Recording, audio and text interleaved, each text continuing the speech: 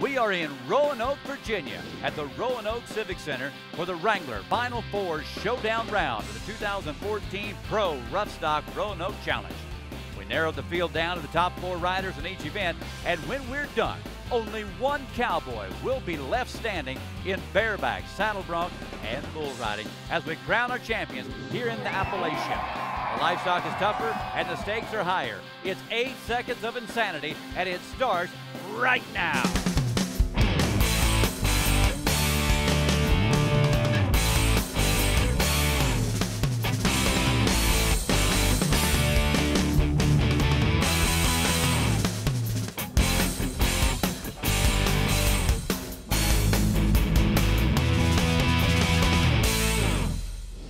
Howdy everybody, I'm Justin McKee, and joining me is world champion bareback rider Kelly Timberman, and back for his second week in a row after an amazing race, Cord McCoy, who's worked all 3 rough stock events. And I just want to say, before we get on to rough stock, I want to talk about the amazing race, your 3rd season.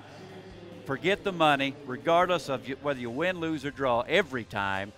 You and your brother Jet make us proud because from the cowboy world, you bring in some cowboy character into mainstream television. And we all know there's not enough of that going on, so thank you, buddy. We're proud of it. It's an honor to feel like that you're representing cowboys around the world. And man, was the amazing race set up for cowboys this time or what? For the final leg to finish in Las Vegas during the National Finals Rodeo, wow. I mean, that's like handing a guy $1 million. I tell you what, we appreciate everything you've done for standing for the right thing, doing the right thing, and reacting rightly. The thing I like about it is, you know, when there's a tough job, just do it. Don't whine about it, do it. I love that. Yeah, my mama did lots of whipping, though, so she got me lined out before I left. As she should and as you deserved. Kelly, let's talk about this race. Justin McDaniel could win 4 in a row if he can cinch it up in his Final Four round. Yeah, J-Max got Universal Media Mama Don't Know Painted Pony. Sean Graham just bought this horse, nonetheless, from Royce Ford on Friday the 13th. Probably one of the luckiest things he's ever done. I talked to Sean a little bit about what his hopes are for this famous stud.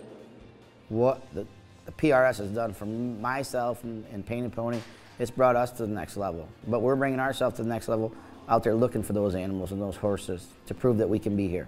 Now, Justin, this horse that Justin has, J-Mac, has never been ridden. So we'll see, you know, matched up with that type of bareback rider, I'm looking for a huge score. All right, well, all the talk's been about Justin McDaniel and his horse. Let's talk about the others right now. Yeah, we've got Tyrell Nelson matched up with Hollywood of Rafter H. This is a nice little paint horse, comes around to the left, really stays in front of the chutes, and is electric. Going to be a great ride.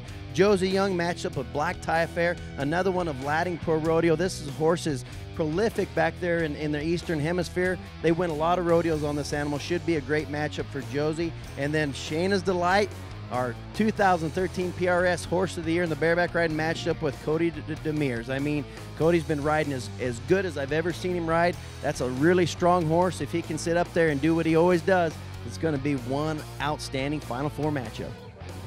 So we'll start things off with Tyler Nelson out of Idaho on Hollywood from the Rafter H outfit. Let's see if he can put another good score together with the one from last week in the long round. This is a fun little horse. Really bucks right in front of the chutes. Great start from that young man. Really being exposed with those feet. I'd like to see him get a little bit higher up in the mane. Like they say, the money's in the mane. Well, here's a young guy that is up against 3 big stars in the bareback riding world. Look at him turn his toes out, gets that solid start. Hey, I have to correct myself. He did hit that horse in the main one shot. You know, it's one thing to really hit a horse in the base of the shoulder, but when you want to get big scores, you got to expose yourself and start trying to place those feet up in the main line. It's a hard target to hit, and that's why you get a little bit extra point for exposure. Yeah, the fine line, if you go up a little higher, you get your feet on the wrong side of the neck and lose a lot of points. But as you can see, the judges did like it. 84 points, 165.5 on a pair. As we go to Cody Demers, also from Idaho. Here's the Horse of the Year, Shayna's Delight from Painted Pony. This is a strong horse. She's big. She's going to go straight down the pin. Cody's got to have a good start and really got to hustle. Lots of kick, a lot of movement forward, and you can see that horse is just yanking that rigging away from him, making it very hard for him to get a good spur stroke. And hard for him to rear back or lean back or fall back. Hey, you know, talking about it, why does a bareback rider fall back? Why does he want to? Well, basically, it's just like a sprinter. You want to get your hips up. You know, your power, your strength, everything comes from your hips. That's your lift, your speed, everything. So if you lean back a little bit, you can kind of get those hips up in the air. And when you do a spur stroke, your spur should be at the base of that horse's neck and come in contact with your rigging handle, to the top of your rigging handle. Only 72 points for Cody Demers. Got docked a lot of style points there. 154.5 on 2. Now the number 3 rider this season is Josie Young, our third Idaho man. It's Idaho times 3 up against Oklahoma times 1. Black Tie Affair is the horse. This is another really fun horse. Going to set up about halfway down the arena. Lots of kick. Just fun horse to get on in the bareback ride. And you can see Josie's a little tight, really hitting that horse down there in the base of that neck. And you know, that's what we talk about. No, there's no style points for that, and there's no exposure points, so it's going to hurt him in the overall score of that ride. I'm going to go back to a guy falling back. If the more you set up, are your feet heavier the further you set up? Does leaning back make your feet lighter? No, it's a happy medium. The farther back you are, the weaker your feet are. The more you sit forward, the more the horse can jerk the rigging away from you. So you got to find your balance point. Who knew balance had so much to do with bareback riding? It's everything. Yes. As we talk about an 81, not too bad. He's the number 2 man with 1 more to go. The number 1 rider this season, last year's champion, Justin McDaniel on Universal Media Mama. Unridden horse. I mean, I've never seen anybody make it past 2 jumps. Good start. Horse really bucks right out of there. A lot of kick. I mean, a big paint horse. Justin just going at him. You can see that horse has got kind of a hop skip in the front end, and I mean, kicking and bashing him in the head every single jump. There was no safety up here. Look at this jump. Look at these jumps right out of there. I mean, right there, if you don't have your feet set and have your hips up like we talked about in that spur ride, he's going to throw you right over the front. How does his head not snap off of his shoulders when there's that much power and whip? That's one of the hardest things about bareback riding. Right there, I promise you, he's seeing stars. And it's not because he's winning first, it's because he's getting smacked in the head. That's why he's wearing that big, heavy neck brace back there. Keeps him from having any kind of really serious damage. Yeah, like decapitation. All right, 88 humongous points, well-deserved. And Justin McDaniels has done it. He's going to win his 4th event in a row and making history on the Pro Rough Stock Series. Take a look at the Final 4 results in the Wrangler Showdown round. Tyler Nelson and the boys, they're a long ways from the champion. J-Mac has got to feel great about this ride. Man, I feel awesome. It's been a while since I've been on a roll like this. I just praise the Lord for blessing me. Been working hard at it. It took me a year to get where I'm at today. Kind of had to relearn how to ride with the back injuries and everything. So I'm just having a blast and loving what I do. And you know, that's the horse I wanted. I knew I had a chance to be 90 on him. They said they hadn't rode him. I like a challenge. I like a good fight. Yeah, that was a good fight tonight. And what a fight it was. Now coming up, Shane Rickley goes for his 2nd PRS gold buckle since 2012 in bull riding, while McKenna Wimberly rides to regain the season lead. Stay tuned.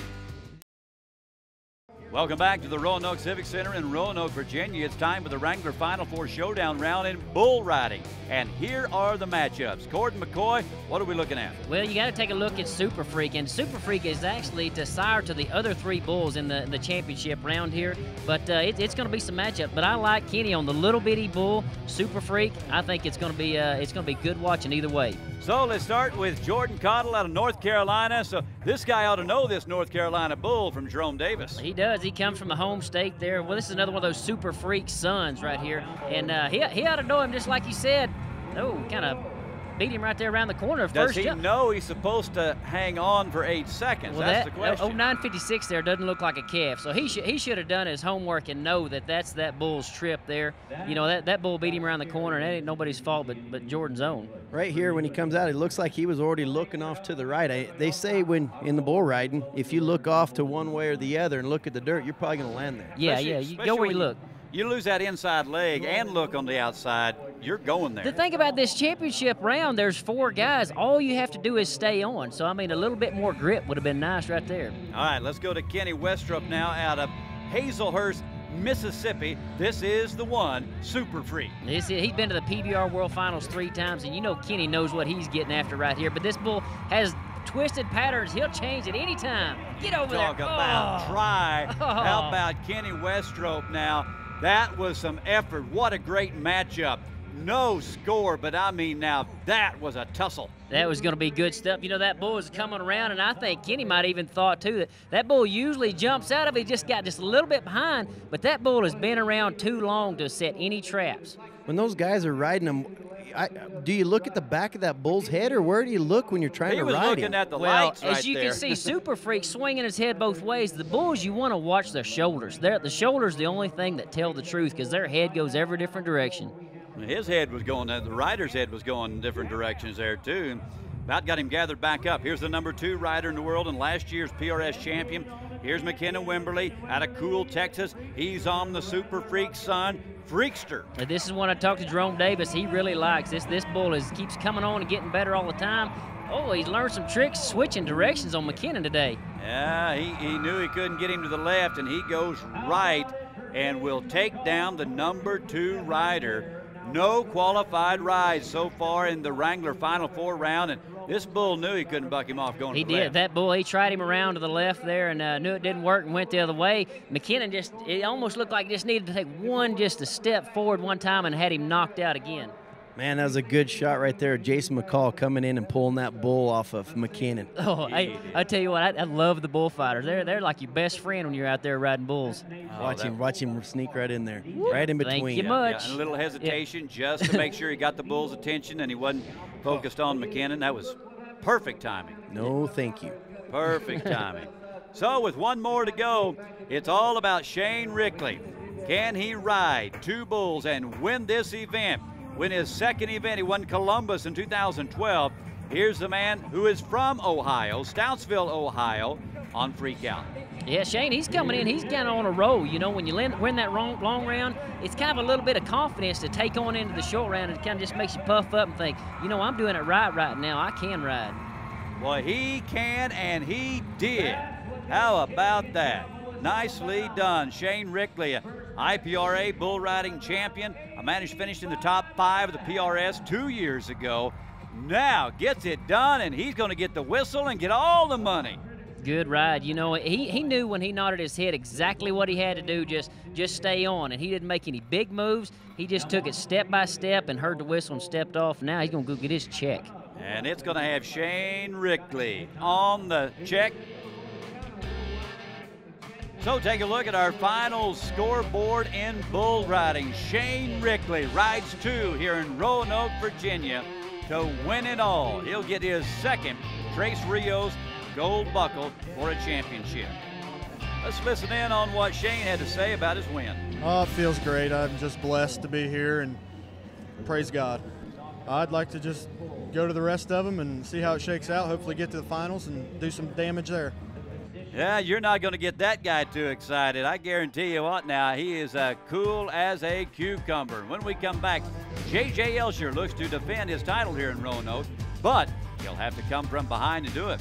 He has got stiff competition from Heath Danger DeMoss, who's matched with Raptor H's Peanut Butter Oreo.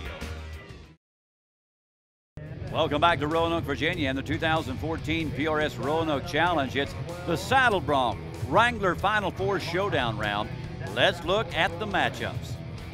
We got J.J. Elsher, Mr. Consistency here today, getting on high heels of Ladding Pro Rodeo. Now, you remember last year, this is where it all started off for J.J., all the way down to the finals. But he's got some stiff competition with Heath DeMoss. He's got Peanut Butter Oreo of Raptor H. And I tell you, these two are matched up for one tight race in the Final Four in the bronc ride.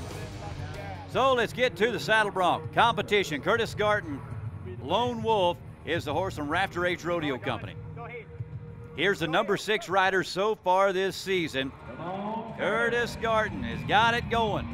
Little behind, and his feet are not up front where they need to be, Kelly. You know, that horse stalled a little bit right out of there and had a big jump. He marked her out, but you could see right away he just got behind. You know, he's lifting on the rein, trying to keep up underneath those swells, and that cost him throughout the ride.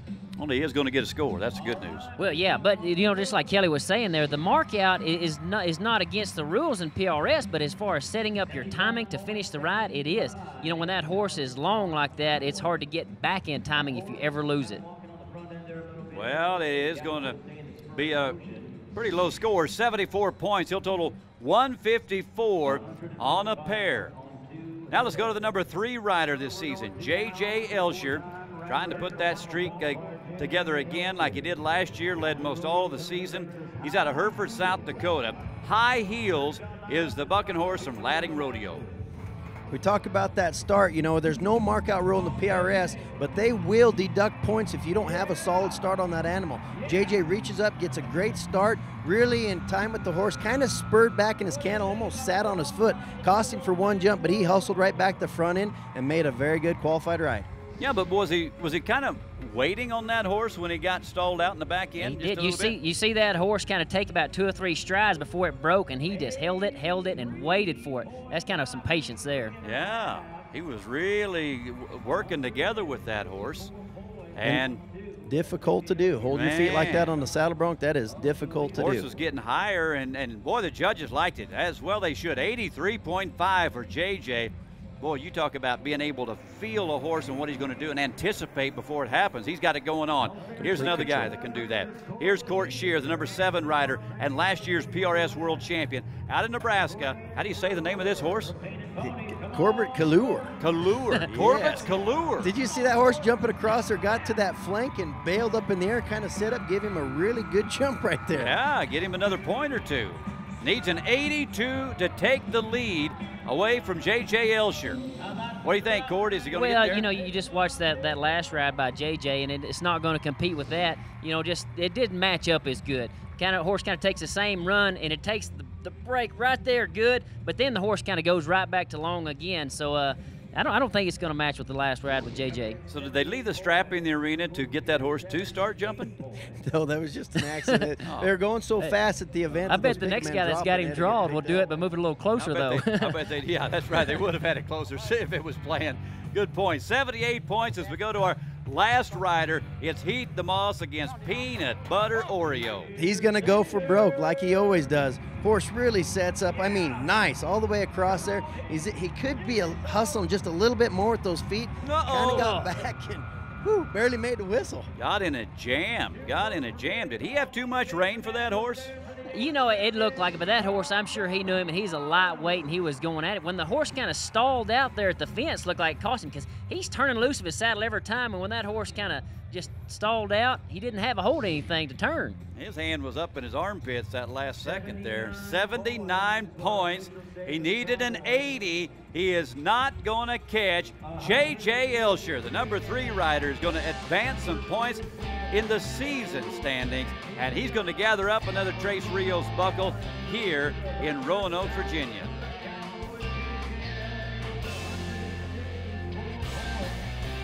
That horse was pretty nice. I didn't really know it, and the guy who owned it said, "Oh, you'll get along real good," and he was right. And I was just tickled to have her, and everything worked out just perfect. Yeah, she took a little scoot, and my rein was a little short when she broke, and she kind of got a little from me. And then after that, I kind of got rolling a little better, and she just helped me out more than anything. So J.J. Elsher wins his second event of the season, this one by only a half a point over Heath DeMoss. Well, we have more to come here in Roanoke. We'll update our season leaders and name our Kershaw Cutting Edge Performance Highlight and John Deere Big Buck of the Night winners. Back now in Roanoke, Virginia for the 2014 PRS Roanoke Challenge. And this is a view from atop Mill Mountain in Roanoke, a beautiful city where 2 mountain ranges meet the Blue Ridge and Allegheny Mountains. Roanoke is known as the Star City, as it has one of the world's largest illuminated freestanding stars, 88 feet tall and visible for 60 miles. And it's really, really bright. Roanoke is also a city known for the railroads. Some of our riders had a chance to visit the Virginia Transportation Museum, which commemorates the heritage with displays of transportation memorabilia and actual steam locomotives. At one time, the Roanoke shops built the nation's largest and most advanced steam locomotives and literally changed the face of America railroad transportation. Now that's some good stuff right there. So here's our season leaders after Roanoke. Justin McDaniel is no surprise after winning his 4th event, has got a dominating lead over Josie Young and the boys in the bareback riding. In bull riding, McKenna Wimberly is used to that spot. He climbs back to number 1. He and John Jacobs have been flip-flopping from 1 and 2 all year long. And in saddle bronc riding, J.J. Ilsher, he's where he was most of last season. Number 1 again, ahead of young Rusty Wright and Cole Ilsher. Our Kershaw cutting-edge performance highlight of the night, again going with Shane Rickley on Freak Out from Jerome Davis, 85.5 and 170.5 for the win. Well, what a great ride. You know, he knew exactly what he had to do come in there, and that's why I think he's the cutting edge from my side. You betcha there's nothing like the best ride, and there's nothing like a Kershaw. And our John Deere Big Buck of the Night, which goes to our top performing animal. Kelly, who do we have? We got Universal Media Mama Don't Know in the bareback riding, and the first time to ever be rode in history. 88 points. And it's a stud. It is a stud. Yes, wow, sir. That is a crazy name, but one of the best bareback rides I've seen. Thank you, Kelly. Our Big Buck of the Night is sponsored by John Deere. Nothing runs like a deer.